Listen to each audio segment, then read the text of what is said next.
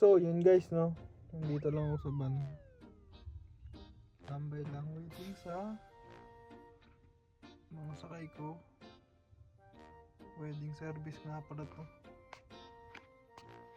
Waiting lang, update ko na lang kayo.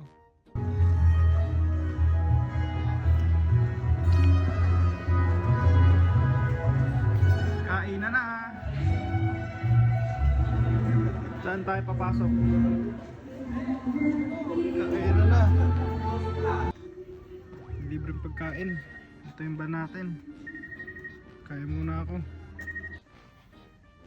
So guys, waiting pa din tayo.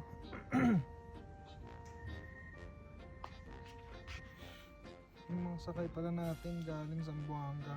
Bukas ang uwi. Hindi ko alam kung anong oras ang check out nila dito sa Tagaytay. So guys, ihatid natin sila bukas sa Taguig. Siguro mga 8 AM. Waiting pa din tayo sa kanila. Kakatapos ko lang kumain. Lamig na dito sa Tagaytay. Update ko na lang kayo guys. So yun mga bossing, no, kakauwi lang natin galing Tagaytay. Bukas daw ang checkout nila sa Tagaytay 11 AM.